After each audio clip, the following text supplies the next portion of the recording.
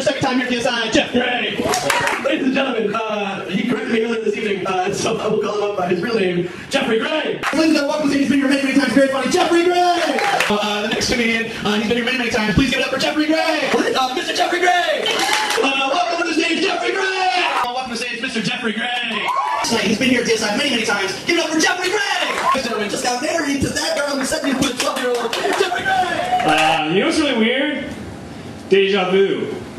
Deja vu is like when you feel like you've been somewhere in a situation before, but you can't pinpoint it. You're like, is this a dream?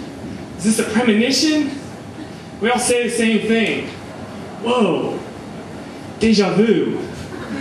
When I experience deja vu, I feel like I've been sent back in time to this exact moment, and if I change one thing, I'll save the world from destruction. I don't know if that's the case, but so far so good. I told all my friends that I was going to be in this comedy competition, not a speaking competition, apparently. And they're all like, oh man, all these comics are great, you better bring your A game. My Canadian friend was like, trying to be supportive, he's like, you better bring your game A.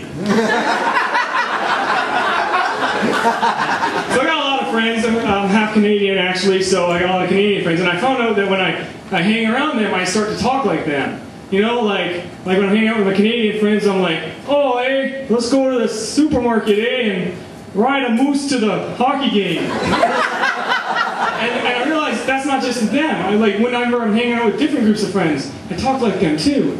Like when I'm hanging out with my black friends, I'm like, what's up, dog? Just chillin', man.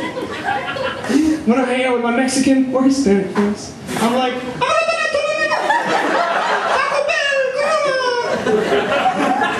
But when I'm hanging out with my gay friends, it's like, I like butt sex. So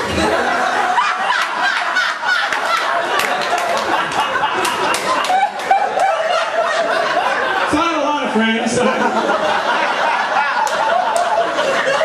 Awesome, a setup that gets a laugh. I'm not even go to the punch. So I have a lot of friends, and I have some friends, and they've been married for quite some time. So I'm like, so you guys trying to have kids? They're like, well, we're not trying to have kids, but we're not trying not to have kids. Like, what's that mean? Are you like poking holes in every other condom? My fiance, on the other hand, we're trying everything we can to not have kids. She's on birth control, we got condoms, we never had sex. Ever. It's funny because it's true. It's not funny. What's your name? B. B. Okay. What do you do for a living, B? I watch people sleep. I do too, but they don't know it.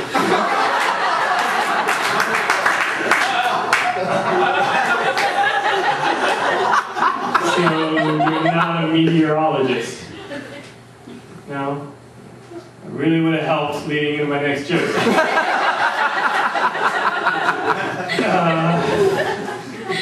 You kind of ruined it for me.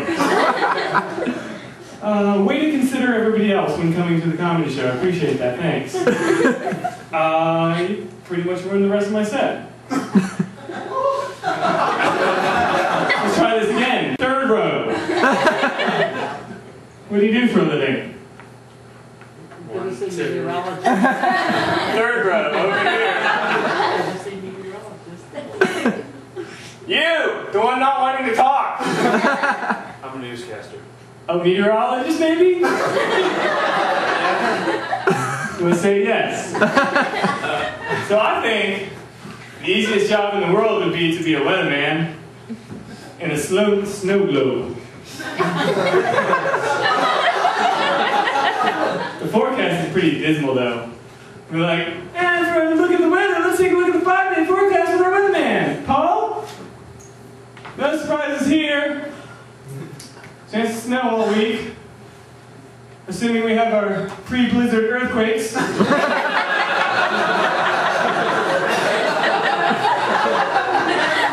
Flooding continues through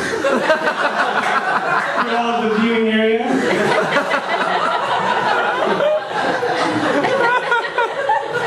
But you gotta think though, you gotta think that that in real life, that the easiest job must be to be a weatherman.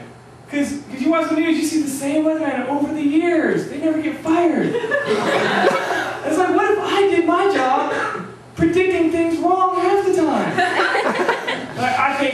I think we'll sell 30,000 units this week. If I sold 3, I wouldn't be hanging around too long. But you gotta think, even newscasters, all they have to do is read. There's a teleprompter, they just gotta read. You never hear a newscaster get fired? They're around forever. Like, what happened? He got fired. He's a newscaster, how did he get fired? Right in the middle of 11 o'clock news. Bam! Illiteracy.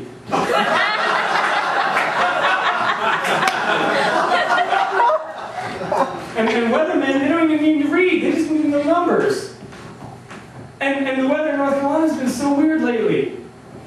You gotta figure, they'd probably be better off using the Powerball lottery machine to predict the weather. Let's take a look at the 5-day forecast. This week's highs, 13. 75. 62. 1. Friday Powerball, 103. So, as Zach mentioned, I recently got married. Thank you. All my single guy friends, they're, you know, doing the single guy talk. I come up to them, and they're like, "Oh my God, let me see the ring!" I'm like, "Ah!"